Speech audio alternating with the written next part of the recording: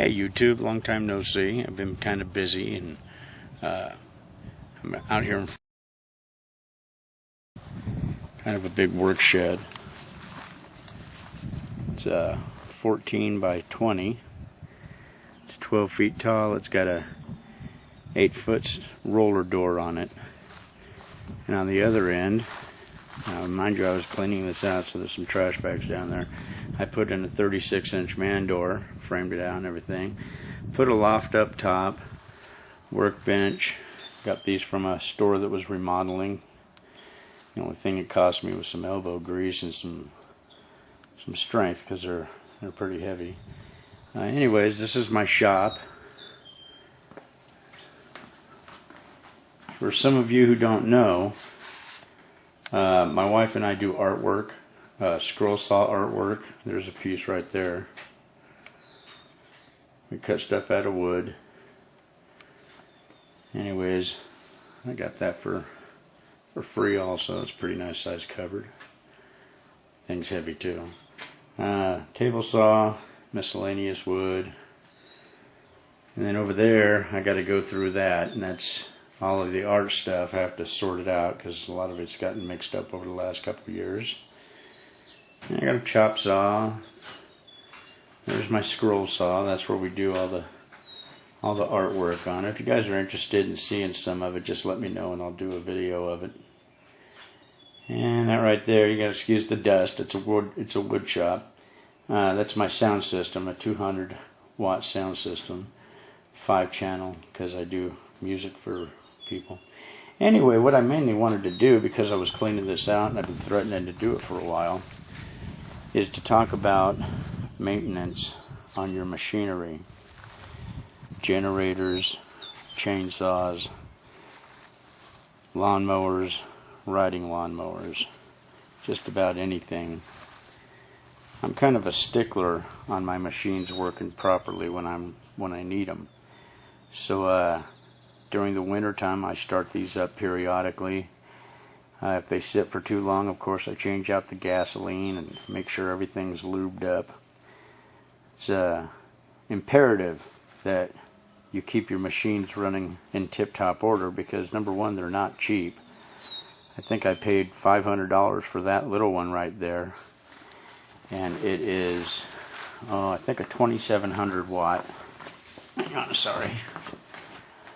Yeah, 2250 28 max. You can't see that. There you go. And then I bought this one. This is a 5000, and they both got 240. No, that one doesn't, but this one has 240, which I would need if my electricity went out, because my water well runs off at 240.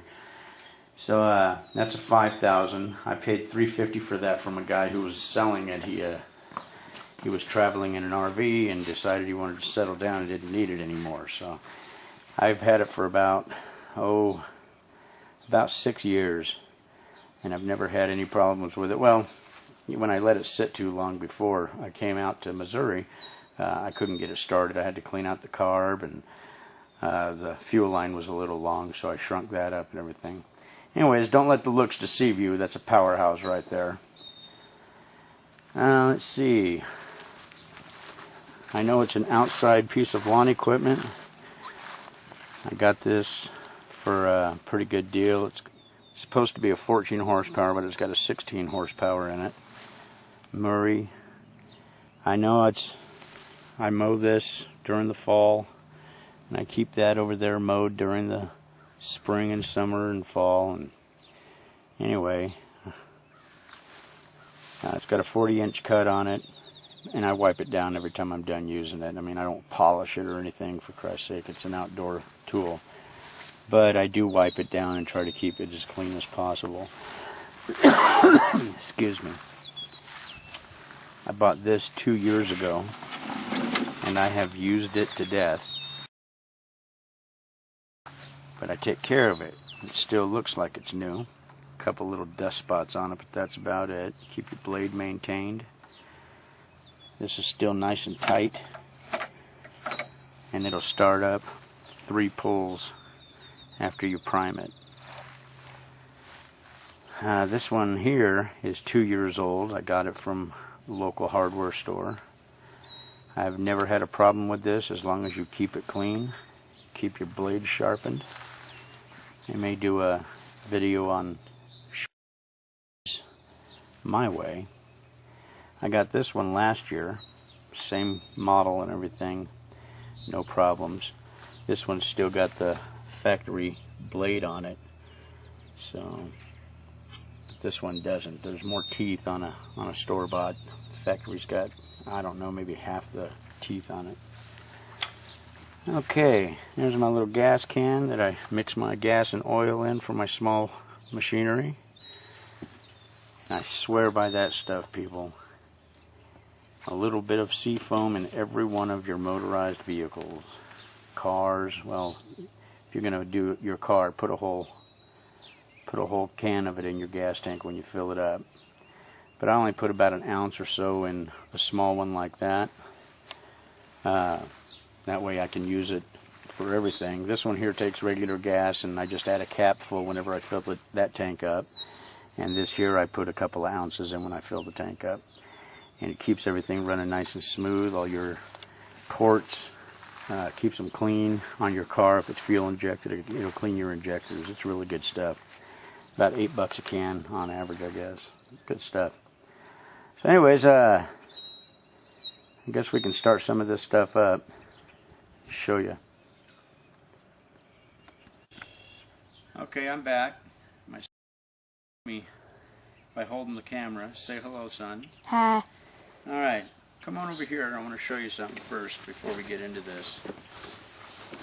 This is a sharpener for your saw blades. If you look at it here, it's got a 30 degree here and here, 10 degree, 10 degree.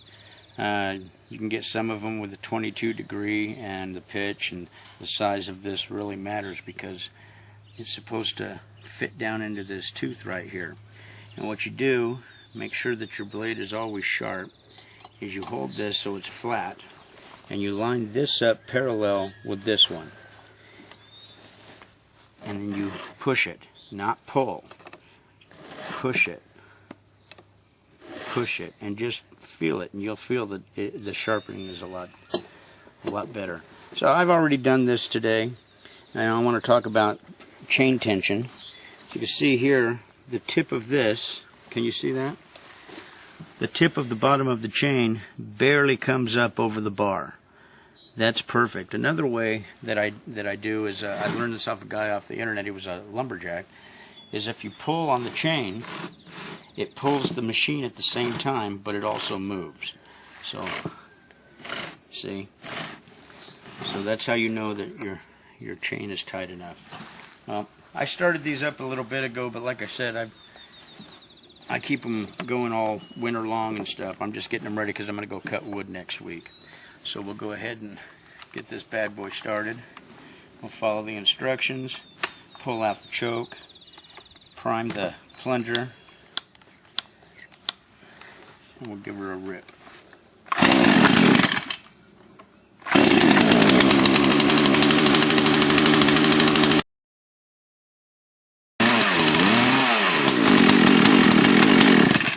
There's one. Same thing to this one. We'll pull the choke, plunge it a couple times.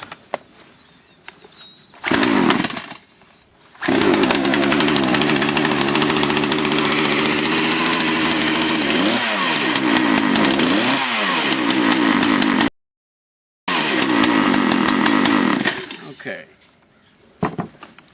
So, those are ready to go for next week to cut wood.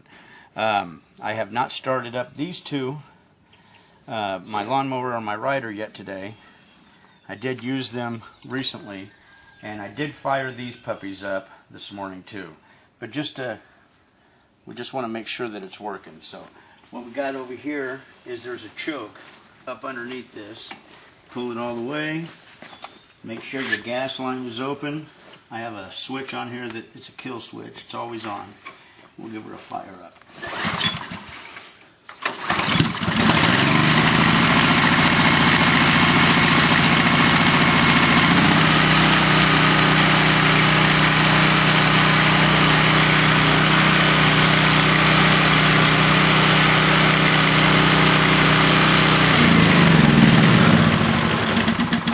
stress the importance of making sure this stuff works, because it'd be a shame to go out and lose your power, go out and grab your generator and it doesn't work. So you got to just keep it maintained whether you use it or not. This one here, it's got a choke. I've got an on and off switch here, and we'll give it a rip.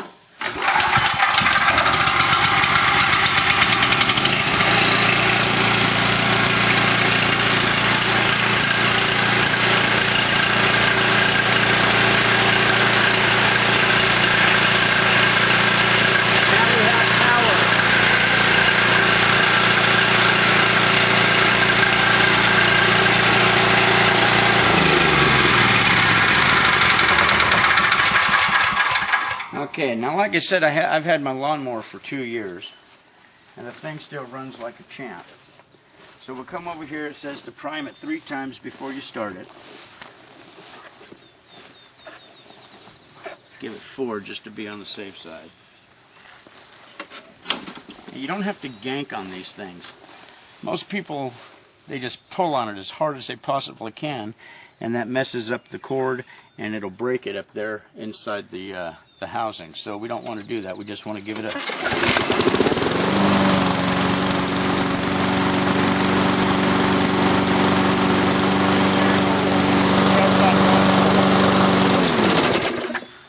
And then we'll come over here to the rider. Like I said, I haven't started. The only thing I did to this thing when I bought it, I had to replace the choke cable. No big deal. So we're pushing the clutch. Got this halfway open.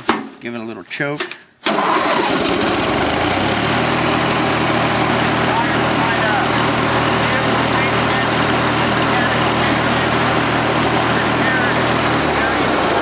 Anybody who's prepping, anybody who's homesteading, anybody in general.